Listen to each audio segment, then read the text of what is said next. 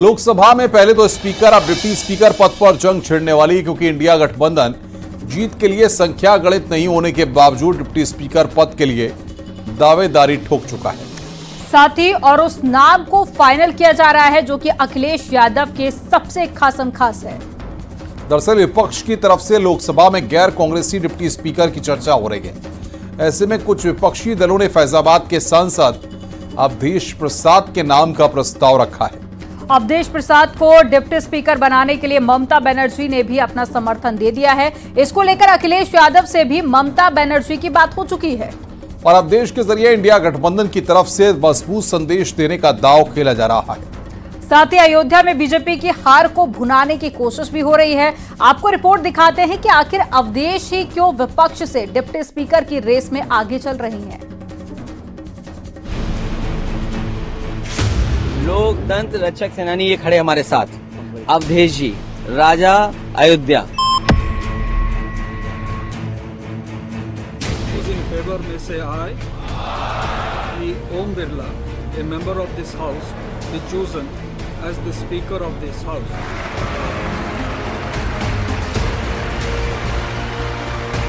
पहले लोकसभा स्पीकर को लेकर चुनाव और तनाव, अब डिप्टी स्पीकर की पोस्ट के लिए विपक्षी दलों की दावेदारी। लोकतंत्र रक्षक सेनानी आइए, लोकतंत्र रक्षक सेनानी ये खड़े हमारे साथ, अवधेश जी, राजा अयोध्या। इंडिया ब्लॉक में सबकी जुबान पर एक ही नाम की चर्चा है, वो है समाजवादी पार्टी के सांसद अवधेश प्रसाद। फैजाबाद से जीतकर संसद पहुंचे अखिलेश यादव के सबसे खास अवधेश प्रसाद को डिप्टी स्पीकर कैंडिडेट घोषित करने का प्लान हो रहा है। तो सर, सदन में डिप्टी स्पीकर पद के लिए क्या आपकी पार्टी कोई कैंडिडेट? देखिए, जो अन्य दलों का फैसला होगा और अन्य दल अगर चाहते हैं कोई इस तरह का, और ये बात पहले भी कही गई कि डिप्टी स्पीकर विपक्ष को मिलना चाहिए, डिप्टी स्पीकर विपक्ष का हो। पीडीए के साथ साथ बीजेपी भारत की जनता से घबरा रही है, क्योंकि भारत की जनता जागरूक हो गई है। आज पढ़े लिखे लोग हैं, जागरूक लोग हैं, समझदार लोग हैं, वो अपने अधिकारों को समझते हैं। गैर कांग्रेसी फेम पर मुहर तृणमूल कांग्रेस ने लगाया है। सूत्रों के मुताबिक अवधेश प्रसाद को उम्मीदवार बनाने का विचार टीएमसी प्रमुख ममता बनर्जी का है। तीनों दलों को लगता है कि फैजाबाद सांसद अवधेश प्रसाद एक अलग तरह के कैंडिडेट होंगे और उनकी उम्मीदवारी एक मजबूत संदेश देगी।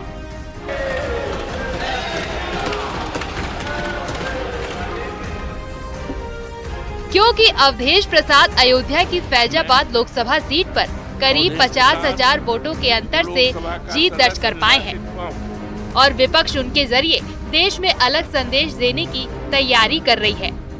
और सबसे बड़ी बात यह है कि अवधेश प्रसाद जब से सांसद बने हैं, वो अयोध्या में विकास परियोजनाओं पर सवाल उठाते रहे हैं।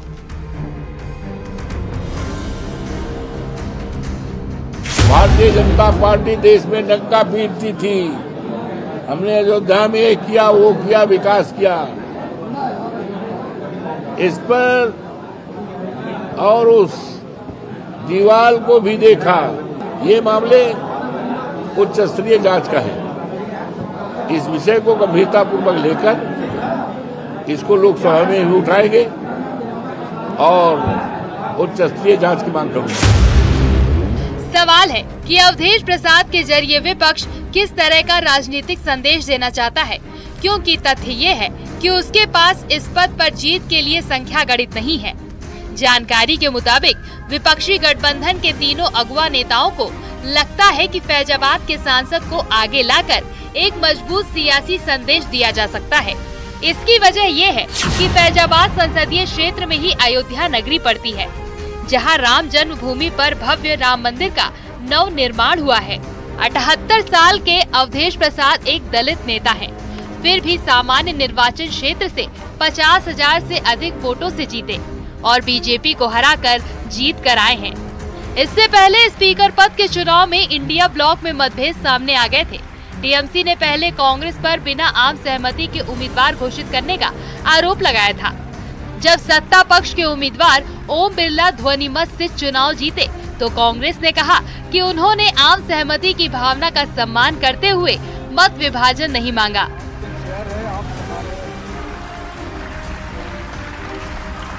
लेकिन इस बार टीएमसी ने ही अवधेश प्रसाद का नाम डिप्टी स्पीकर के लिए आगे बढ़ाया है, जिस पर अखिलेश यादव की हामी के बाद राहुल गांधी का भी समर्थन तय माना जा रहा है। Bureau report, news 18।